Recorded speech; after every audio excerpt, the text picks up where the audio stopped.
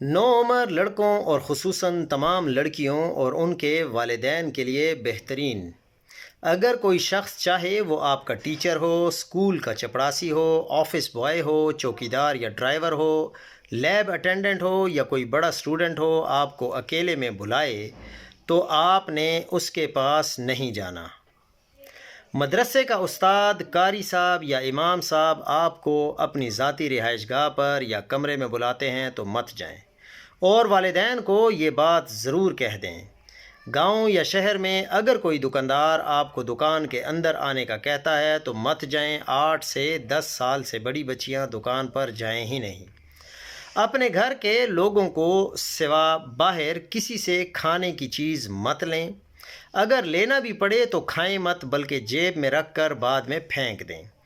اگر کوئی انجان آدمی آپ کو کہے کہ فلاں جگہ آپ کے والد، چچا یا ماموں یا بھائی کھڑے ہیں، آپ کو بلا رہے ہیں، تو ان کو کہیں کہ میرے والد، بھائی یا ماموں خود یہاں آ جائیں۔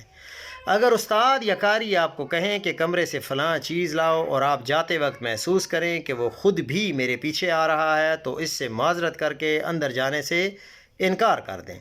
جب بھی کوئی بڑا استاد، قاری یا امام صاحب آپ کے انکار کے باوجود زبردستی کرنے کی کوشش کریں یا ہاتھ لگانے کی کوشش کریں تو فوراً اس طرف بھاگیں جہاں باقی طالب علم یا لوگ موجود ہوں۔ اگر کوئی ٹیچر آپ کو کہیں کہ میری بات نہیں مانو گے تو فیل کر دوں گا، یا نمبر کم آئیں گے یا جہنم میں جاؤ گے، تو اس بات کی اطلاع اپنے والدین کو فوراً دیں۔